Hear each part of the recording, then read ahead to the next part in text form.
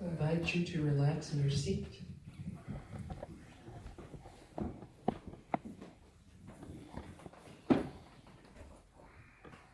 And what I like to do is make sure that my feet are on the floor, that my back is straight, and that my hands are open.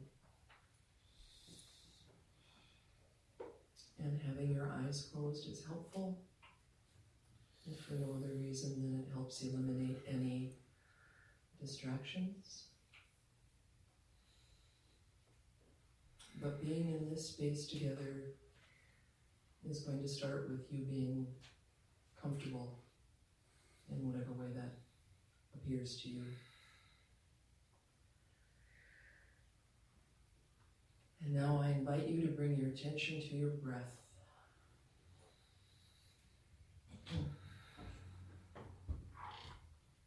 What I ask you to do is to take long, deep breaths, nothing labored, nothing difficult. And if you're not in the habit of breathing fairly deeply, because most of us, of course, breathe shallowly on a daily basis, you may at this point even want to put your hands on your belly, because if you're breathing deeply, your belly will rise a little bit. And so now, just keep your attention on your breath. Slowly but deliberately in. Feel that belly expand and out at your own pace, at your own comfort level. And now for a couple of moments, we're just going to breathe together.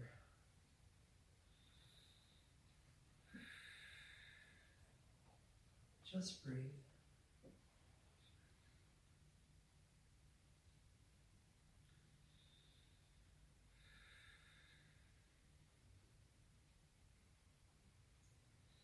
And as you settle into your body with your breath, I invite you to come along on the walk that we are going to take today. It's late autumn. It is time for a change in the seasons. And today we are going to thank Mother Nature by being outside. We're going to go someplace where there aren't a lot of people around so that we can be with ourselves and the natural world. And so now you're standing outdoors somewhere where you can see and feel the earth and the sky and the water.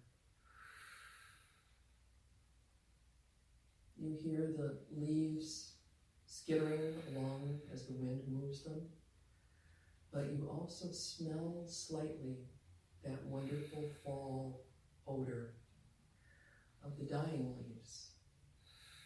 But there is no sadness here. This is utterly appropriate, because we know that as we move into the darker days, that the light will return. Faith is understanding that we have nothing to fear. And you also understand, as you stand out amongst the leaves and the sky and the water and the earth beneath your feet, that you are absolutely and utterly, literally, a part of this landscape. Everything around you and your own physical body are carbon and stardust. Everything is carbon and stardust, or came from that originally. And so, allow the boundaries of your body to blur a little bit. Feel all of nature around you as it moves indelibly into the next season, and feel yourself knowing that you will move with it.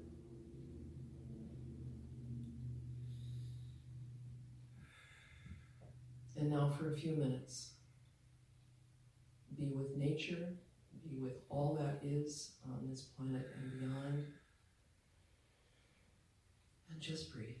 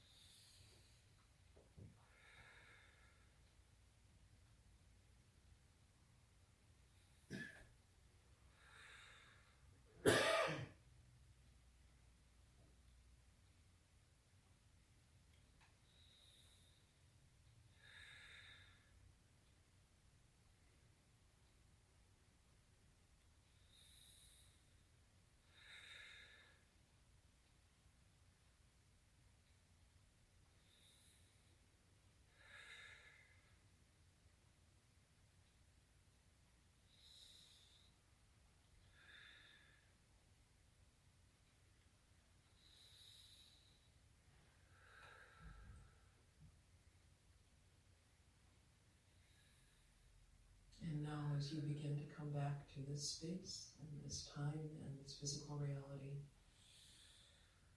I have something that I want to send with you. Not that.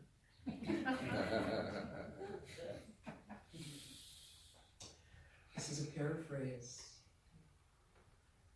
of a short text from Ecclesiastes. And this is the paraphrase.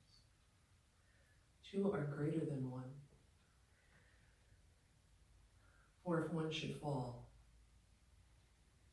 the other will help him up. And so today, whether you are out in nature with the leaves and the sky and the water and the wind, or whether you are in this room, you are part of everything that is. You are never alone. And you are here not just to help someone up should they fall,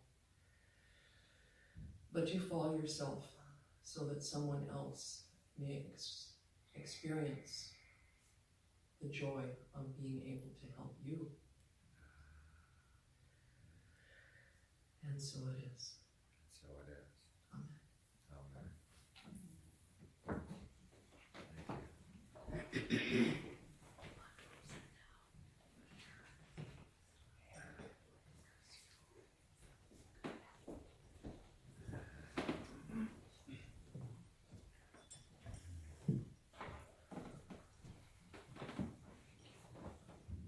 Wow, that was just so beautiful, Jasmine. Thank you so much for that. I've just been sitting here in awe this morning thinking, wow, like this, just everything that this church is about really aligns with how I feel about a lot of things. So I'm just really grateful to be here this morning. I have these slides, but my computer somehow was just a little bit old and wasn't fitting up with everything. So we're just going to make the intention that without the images, it's just perfect. But I wanted to share with you kind of one of my hero's journey, and I know that each of us is on a hero's journey of one sort or another all the time, and we've all been through many different ones. So I will just begin by, I think I'm just going to start by talking about the fact that I entered medical school just as my father and my grandfather and my great-grandfather before me. So I'm fourth generation entering into medical school, and I was so excited, like this was how I was going to, serve my purpose in the world. And it wasn't until my third year when we entered the wards and we started taking care of patients directly that I really encountered my first stumbling block. And we were taking, my resident, who was my supervisor, and I were taking care of a patient who was in her late 20s, who was recently divorced, and she had stage 4 breast cancer. So she was in for a bone marrow transplant research protocol. And I remember every day we would go to round and visit her, and we were explaining to her that her platelets, the part of your blood that helps your blood clot, were extremely low. And despite all the transfusions we were giving her, they just weren't rising. And so we would stand next to her bedside and explain this, you know, your platelets are low, we're gonna give you more today. And I remember just thinking, oh my gosh, like we are missing the point here. There's something else we're supposed to be doing with this patient, but we're not doing it. And I wasn't sure what it was, but it was just this terrible feeling of discomfort, like, you know, I just couldn't connect with her, didn't know what to say, and she kind of just haunted me on my rides back home at night. I'd think, oh my gosh, there's something terrible, important we're missing.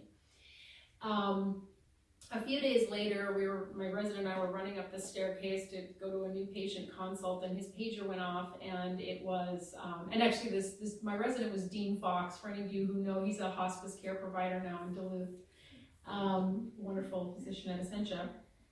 Anyways, pager went off, and it was the nursing station telling us that this patient had bled to death that morning.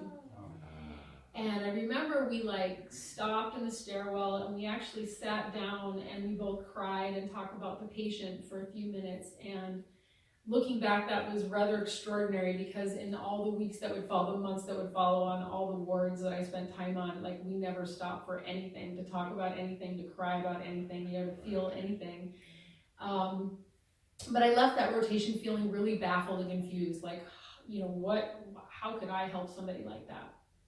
Then I ended up on a new rotation. I ended up in the Department of Pathology, and there I encountered this really salty, kind of pirate-like group of very smart people who were very funny. They swore a lot, which made me feel really at home. And I was like, well, that other patient, I don't know, like it might take me decades to figure out how to help somebody like that. Like, I don't know how to help her.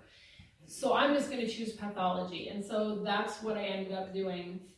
And so for years, and a pathologist, for those of you who don't know, is essentially kind of a disease hunter. We are basically, our sole job is to look for identified disease, patterns of disease. So if you've ever had a biopsy or a blood sample taken or something removed from your, you know, surgically, it probably came to our office, and we decided whether it was benign, malignant, or whether the margins were clear, that kind of thing. And for years, I absolutely loved this practice. It was fascinating. All the characters that I met in the hospital were really interesting. We didn't have any direct patient care, but I absolutely loved it. And then during those 20 years of being in practice, my husband and I sort of grew our family, and he was a physician too. And something started to happen after like the third kid arrived on the scene, and things started kind of unraveling for me at work. I felt that thing that working parents feel, where you're sort of torn between being a good parent or being a good employee, or, you know, a good physician. Anyway, that was challenging. But there was something else happening, is that I started realizing every week we had a breast cancer conference, and I was in charge of presenting the newly diagnosed patients of the week.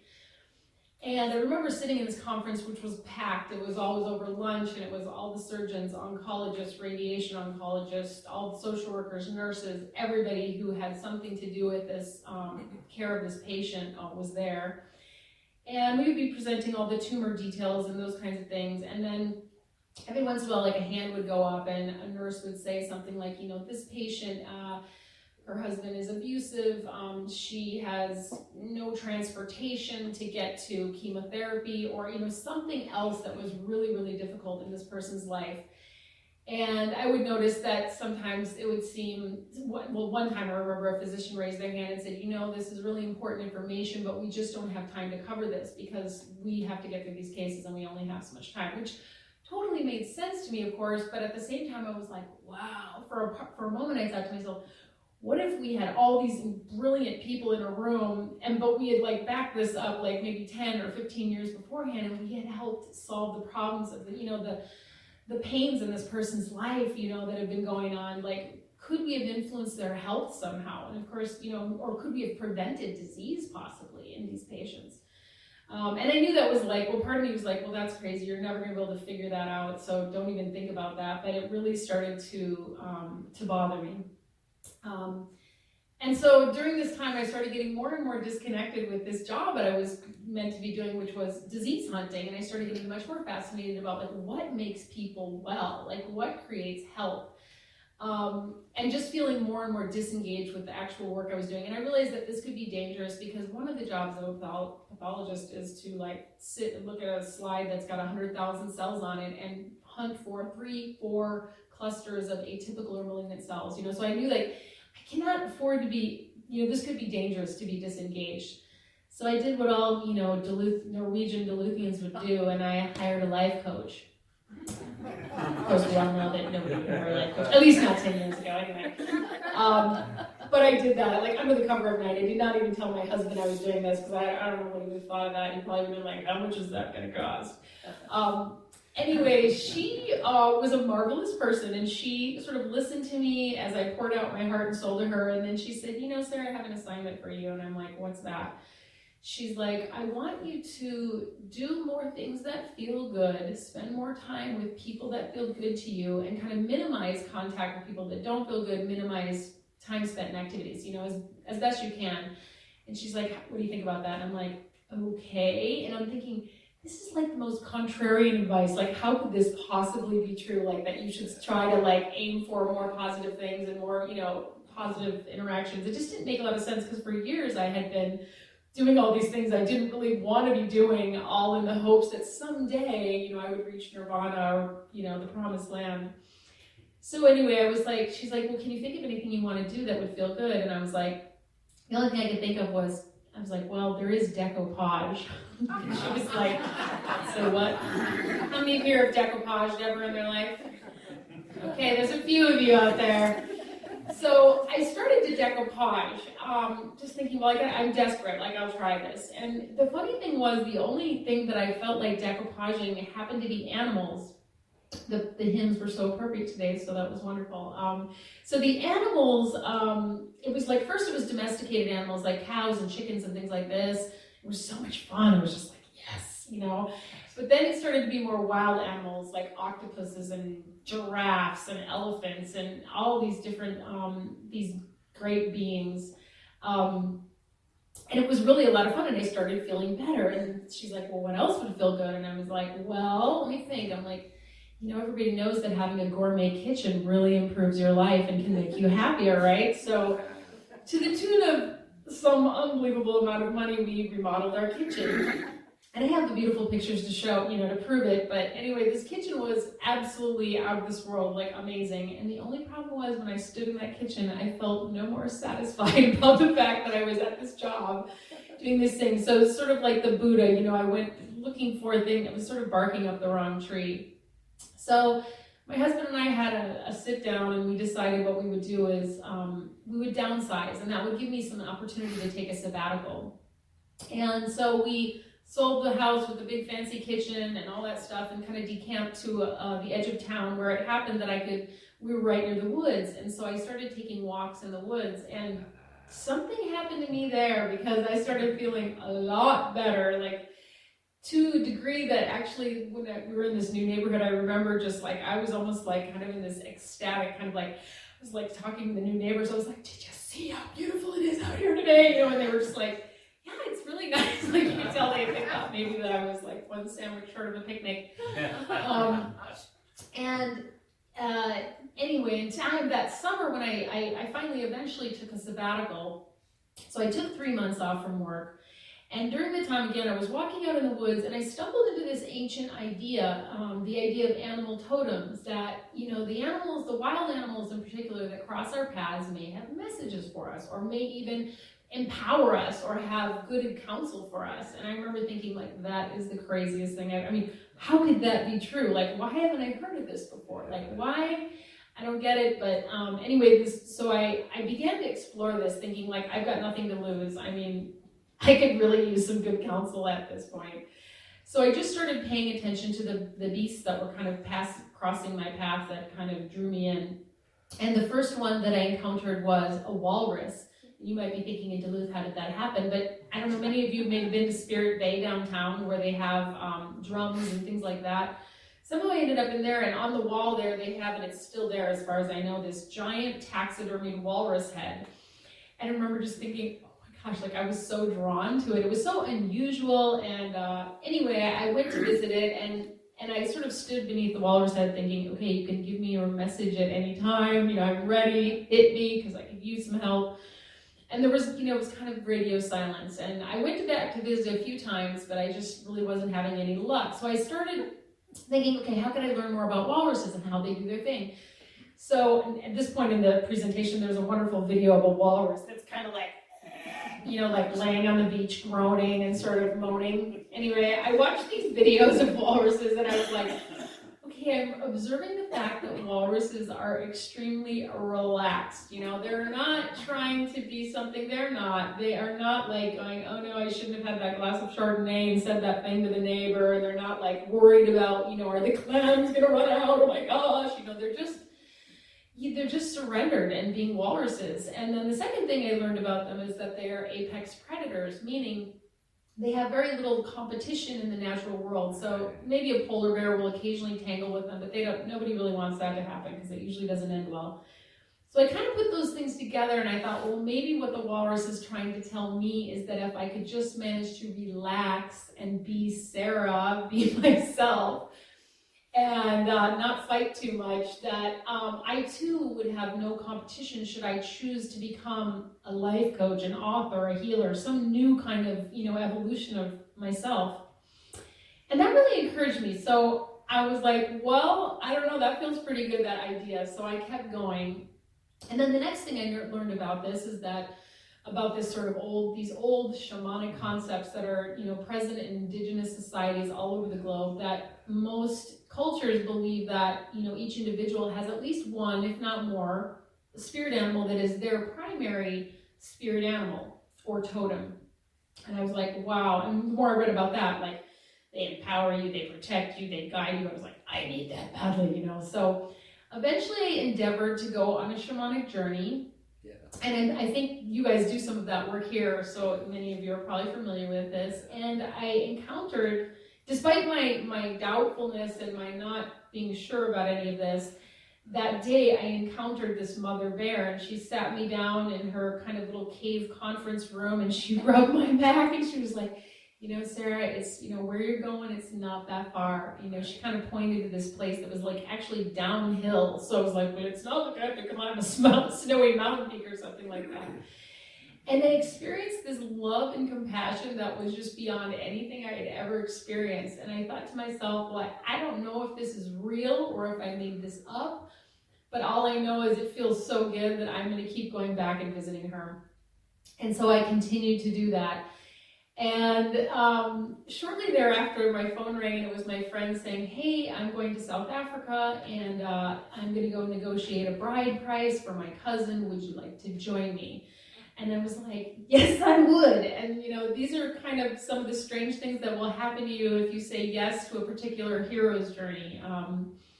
And I felt like I said no to it, you know, back in medical school with that patient. It was just like, nope, I'm not doing this, even though I felt this strong pull to understand what I could do to help her.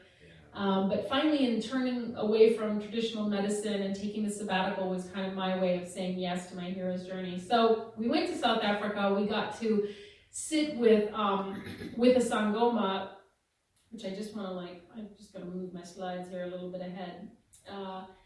And there I got the opportunity to go sit with a Sangoma, who is sort of the South African version of a shaman. And she and two of her compatriots threw the bones for us, so they did a divination.